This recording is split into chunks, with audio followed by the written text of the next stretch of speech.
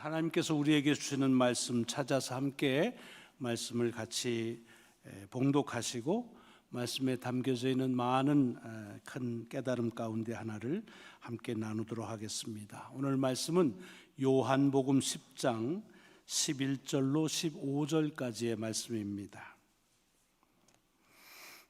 신약성경 163페이지쯤 기록되어져 있는 요한복음 10장 11절로 15절까지의 말씀입니다.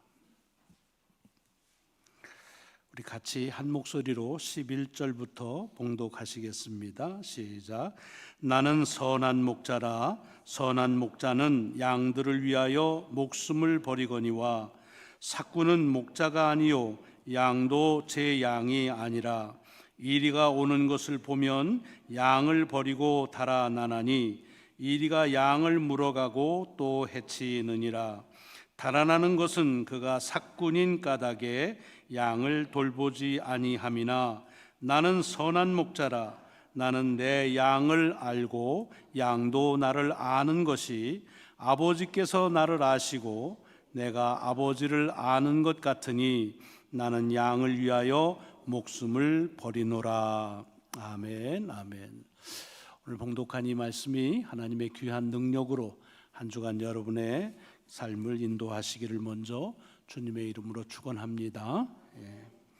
지난 주간까지 아까 말씀드린 대로 요한복음을 173번에 걸쳐서 말씀에 담겨져 있는 은혜 중에 한 부분을 같이 나누는 시간을 가졌습니다.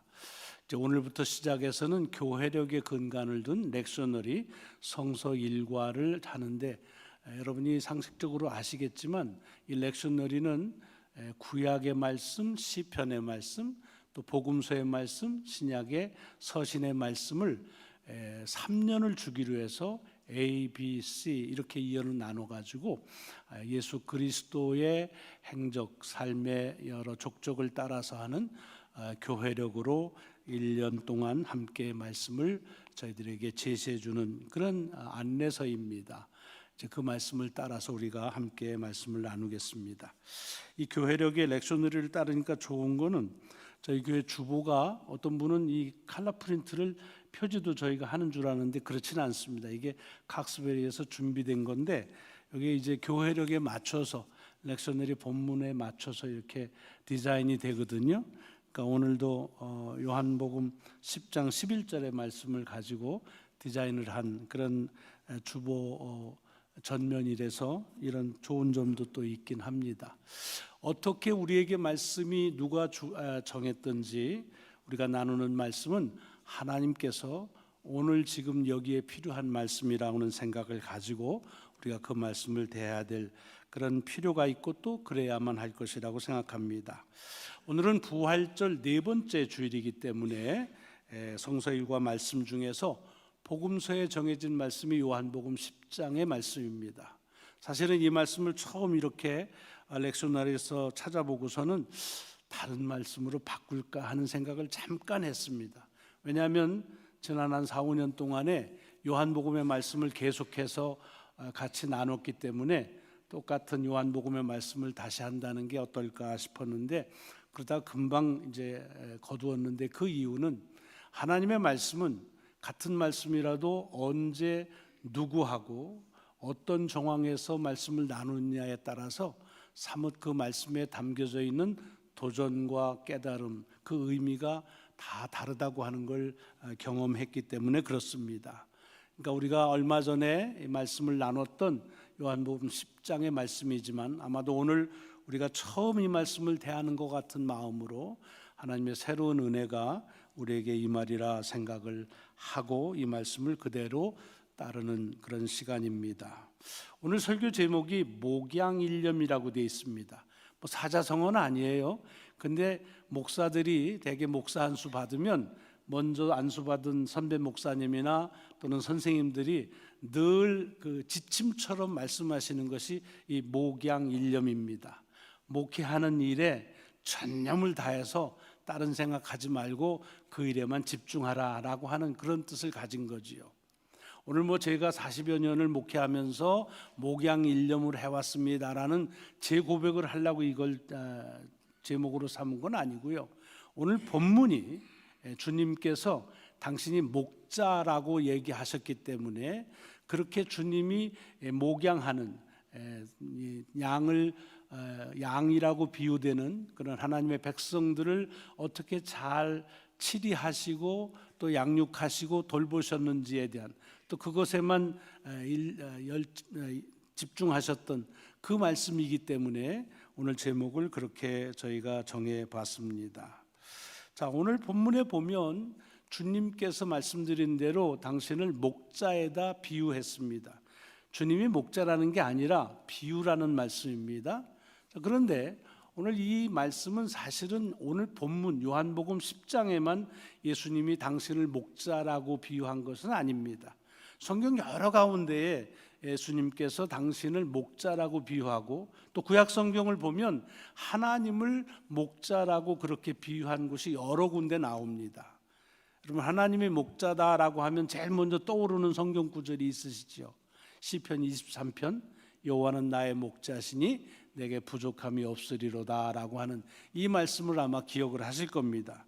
그러나 그 말씀만 있는 게 아니라 시편 80편을 봐도 요셉을 양떼같이 인도하시는 이스라엘의 목자여라고 그렇게 하나님을 이스라엘의 목자라고 칭하는 말씀도 있습니다. 또 신약 성경에 보면 예수님을 주님을 목자라고 그렇게 비유한 말씀도 많이 있습니다. 마태복음 9장에 보면 주님께서 주님의 말씀을 듣기 위해서 모였던 사람들 그 무리를 볼 때 불쌍히 여기시면서 뭐라고 비유적으로 얘기하냐면 그들을 목자 없는 양과 같다라고 그렇게 저들을 여기는 마음이 있습니다. 그 가운데에는 주님께서 저들의 목자로 오셨다라고 하는 그런 비유적인 주님의 정체성에 대한 말씀이 담겨져 있습니다. 히브리서를 읽으시면 13장에 뭐라고 되어 있냐면 양들의 큰 목자이신 우리 주 예수라고 이렇게 아주 단도직입적으로 주님은 우리의 큰 목자이시다라고 하는 언급을 볼 수가 있습니다. 이렇게 주님 또는 하나님을 목자라고 하는 일은 성경 속에서 그리 어렵지 않게 발견되는 그런 하나님과 주님에 대한 정체성의 비유로 그렇게 하신 말씀입니다. 그런데 오늘 본문 이 요한복음 10장에서는 주님께서 유독 당신을 그냥 목자라 그러질 않고 선한 목자라 그랬습니다. 여러 번 말씀드렸지만 성경에 나오는 선하다는 뜻은 마음씨가 착하다, 뭐 양을 위해서 순진하다 그런 뜻이 아닌 걸 아실 겁니다. 이제는 이 선하다는 뜻은 하나님의 완전하신 모습, 하나님이 보실 때 완전한 상태를 선하다라고 그렇게 성경은 말하고 있습니다. 그러니까 여기서 선한 목자라고 하는 말은 굳이 풀어서 말하자면 목자로서의 완전한 모습을 갖춘 완전한 목자다라고 하는 뜻으로 이 말씀을 이렇게 보실 수가 있습니다. 자, 그럼 완전한 목자라고 하는 것은 도대체 어떤 목자를 말하느냐? 오늘 본문에 보면 주님께서 이것을 다른 한 부류의 목자와 비교해서 설명을 하십니다.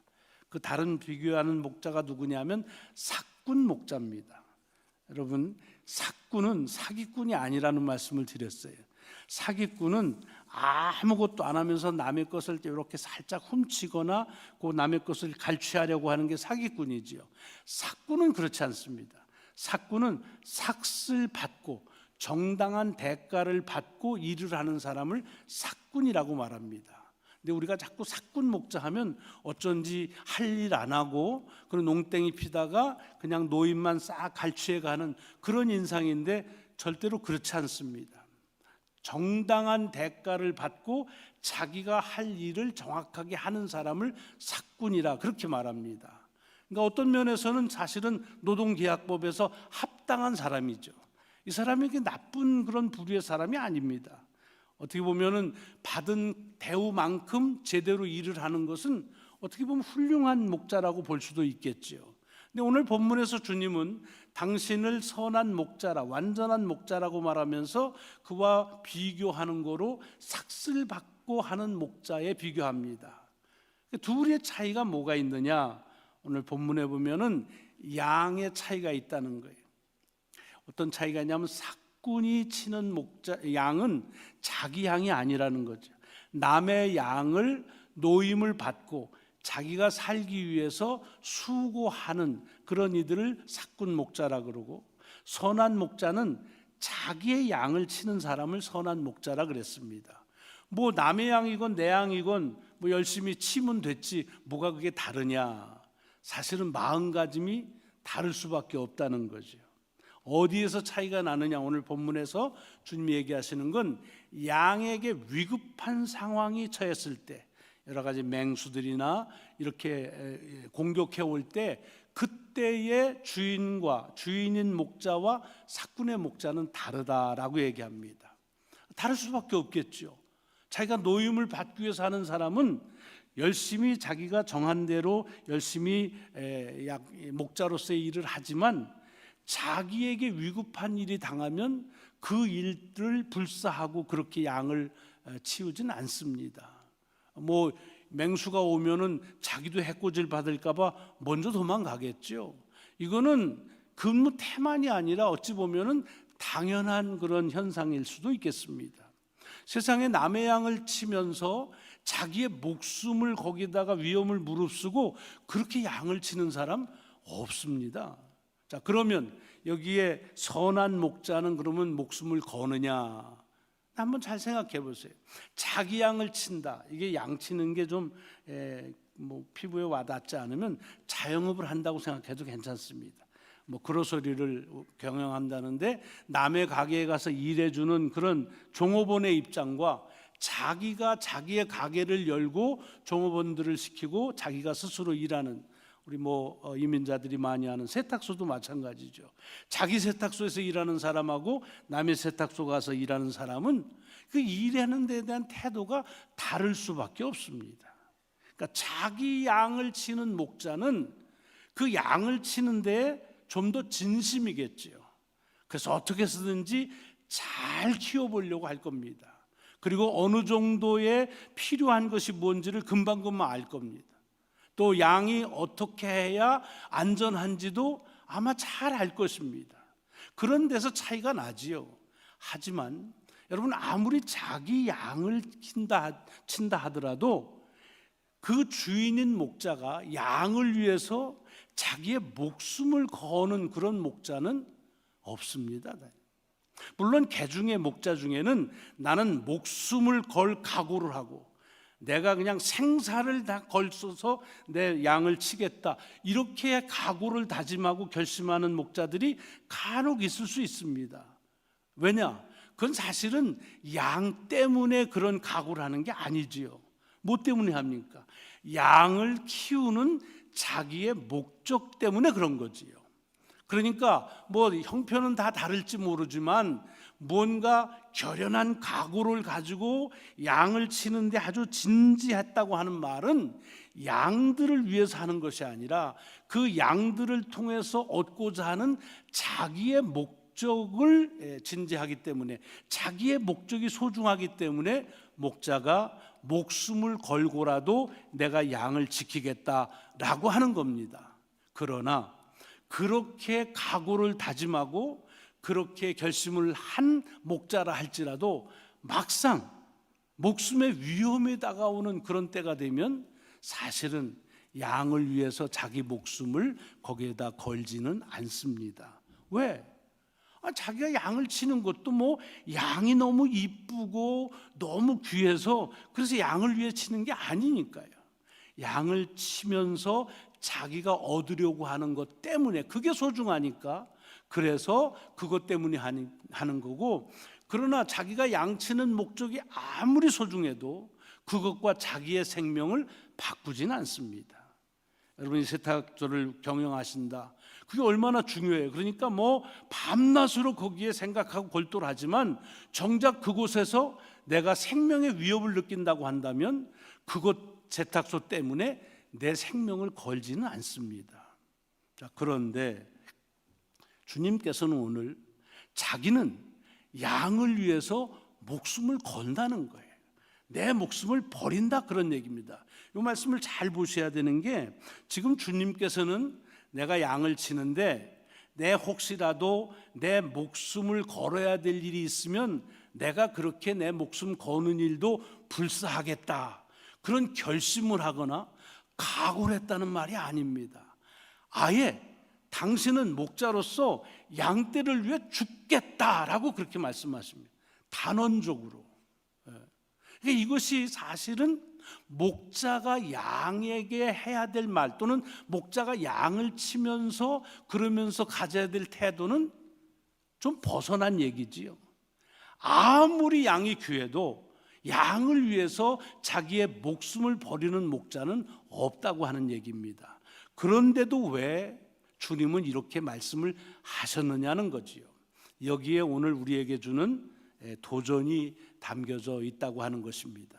이거는 주님께서 목자의 비유로 해서 많은 다른 목자들이 있지만 그 사람들은 말만 그렇게 뻥치고 뭐 각오하고 결심하지만 결국 최종 순간에 가면 변질하다. 그런데 나는 그렇지 않다, 나는 자기의 각오를 말씀하시는 것이 아닙니다. 아예 당신이 목자가 된 것은 양을 위해서 죽으려고 하는 것이 자기의 본업이다, 자기가 그걸 위해서 목자가 되었다라고 말씀하시는 겁니다.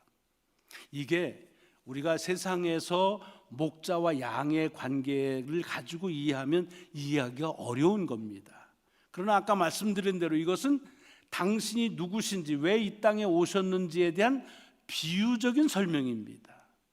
주님께서 이 땅에 양들을 위해서 목자로 오셨는데, 그렇게 오신 이유는 하나님께서 양들을 가서 잘 해가지고 좀 많은 게 양을 많이 해가지고 잘 먹고 부자로 살다가 그렇게 하다 와라 라고 해서 온 것이 아니라는 거예요. 양을 위해서 죽으러 온 목자, 다시 말하자면 이 세상에 하나님께서 예수 그리스도를 보내신 것은 이 세상을 위해서 죽기 위해서 오셨다라고 하는 그와 같은 주님의 이 땅에 오신 그 목적을 비유적으로 설명한 것입니다. 그렇기 때문에 이 세상의 목자와 양의 관계를 가지고 이 주님의 말씀을 이해하기는 매우 어렵다고 하는 것입니다. 이걸 다른 말로 바꿔 말하면 이런 거지요. 주님께서는 목자로서 양을 치는 것조차도, 그렇게 당신을 비유해서도 그 목자로서 당연히 갖춰야 될, 당신이 목자가 살기 위해서 양을 죽이고 그 고기를 먹거나 털을 얻거나 뭐 이런 수단으로 보는 것이 아니라 양들을 위해서 당신이 목자가 죽는다고 하는, 세상적인 기준으로는 어불성설이지만 그러나 그것이 하나님의 뜻이기에 그 하나님의 뜻대로 그렇게 순종하겠다는 말씀입니다. 그러니까 이 말씀 가운데에 우리에게 주는 그런 깨달음 중에 하나는 무엇이냐면, 세상의 모든 사람들은 다 자기를 위해 사는 거예요. 뭐 저도 마찬가지고 아마 우리 대부분이 그럴 겁니다. 내가 살기 위해서 다른 사람들에게 뭐 해코지 같진 않았지만, 그렇지만 만약에 다른 사람의 이익과 상충이 될 때는 내 이익을, 그것을 손해보지 않고 어떻게 쓰든지 내가 원하는 것들을 이루기 위해서 살아가고, 또 필요하다고 한다면, 나쁜 마음을 먹으면 내가 살기 위해서 다른 사람을 죽여야만 된다고 할 때, 그때에는 다른 사람을 죽이면서라도 내가 살아야 된다. 이게 세상적인 기준이고, 그렇게 살아야 세상에서는 성공적인 삶을 살았다라고 말하지만, 주님께서 이 땅에 오셔서 사신 것은 그것이 비록 당신이 죽는 것이라 할지라도 하나님께서 이 세상에 당신을 보낸 그 목적을 이루기 위해 사셨다고 하는 얘기입니다. 오늘 아침 긴 말씀을 통해서 우리에게 주시는 도전은 아주 분명하고 단순합니다. 그러니까 우리가 오늘 살아가는 우리의 삶을 한번 보자는 거죠. 내가 살아가는 삶에서 내가 기준을 잡은 것은 뭘까? 내가 가는 방향은 어디일까? 내 삶의 목적은 어디일까? 한번 생각해 봐야 된다는 거예요.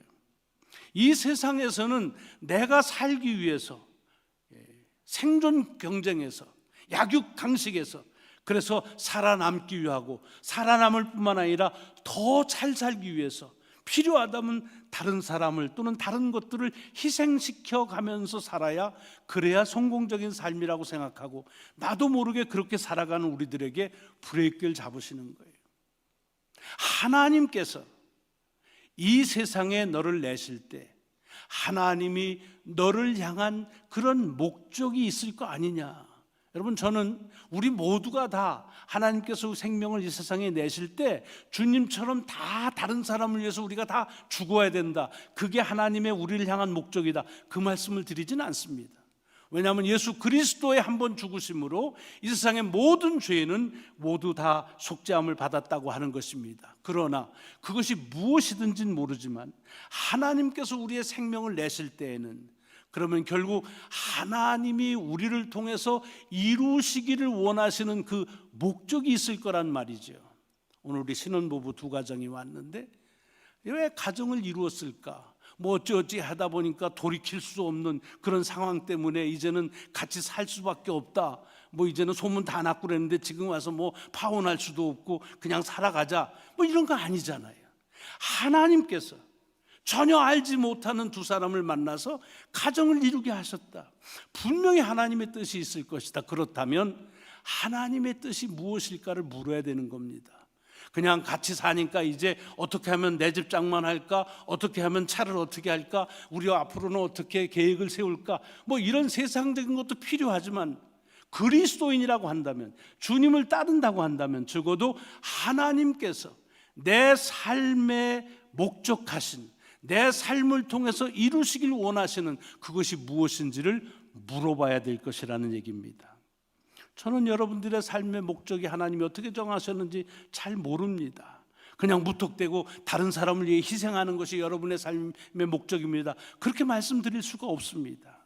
아마 그러나 생각해 보면 분명히 하나님의 여러분을 향한 목적이 있을 겁니다.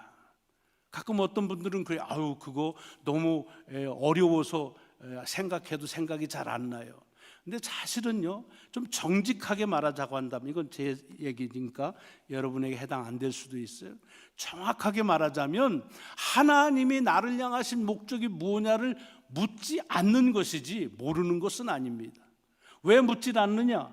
그거 물어서 하나님의 뜻이 무엇인지를 알면 그대로 살아야 되는데 살아갈 수 있는 그런 용기가 없기에, 살아가면 그것이 이 세상에서 혹시 실패자로 나고 찍힐까봐, 혹시 실패하는 것으로 인생을 그렇게 할까봐 하는 두려움 때문에 차라리 모르는 것이 나은 것처럼, 마치 하나님의 뜻이 너무 어려워서 알 수가 없는 것처럼 그렇게 핑계를 대는 것은 아닌가 하는 생각을 제 스스로에게 자문할 때가 많이 있습니다. 오늘 본문 속에서 주님은 이 세상에서 살아가는 삶에서 가장 인간의 마지막 공포라고 하는 죽는 것조차도 하나님께서 당신을 향해서 세우신 목적이라고 한다면 그 목적을 이루시는 그런 삶을 사셨다고 하는 것입니다. 그렇다고 한다면 여러분을 향한 하나님의 목적이 무엇인지를 물으면서 우리가 그 목적에 부합하는 귀한 삶을 또 한 주간 살아가야 할 것이라고 믿습니다. 성령님께서 여러분에게 그 목적을 깨닫게도 하시고 그 목적대로 살아갈 수 있는 용기를 더딥혀주는 귀한 한 주간 되시기를 주님의 이름으로 축원합니다. 기도하시겠습니다. 이 세상에선 목자가 양을 치는 이유가 자신의 이익을 위해서 킵니다. 그러나 주님은 단언적으로 나는 내 양을 위해서 목숨을 버리기 위해서 왔다고 하시는데, 주님, 그것은 주님 스스로의 목적이 아닌 하나님께서 주님을 통해 이루시길 원하시는 목적이었음을 저희가 압니다. 죽음까지도 불사하시면서 하나님의 뜻을 이루기를 원했던 주님의 모습을 우리 가운데서 다시 한번 바라보게 하시고 또 우리의 마음속에 묻게 하심을 감사를 드립니다. 하나님의 우리의 삶을 향한 목적이 무엇인지, 우리 가정을 향한 하나님의 목적은 무엇인지, 내 사업을 향한 하나님의 목적은 무엇인지 묻게 하시고 성령님을 통하여 깨닫게 하시고 그 깨달음대로 살아갈 수 있도록 용기로 함께하여 주옵소서. 감사드리오며 우리 구주 예수 그리스도의 이름으로 기도드리옵나이다. 아멘. 아멘.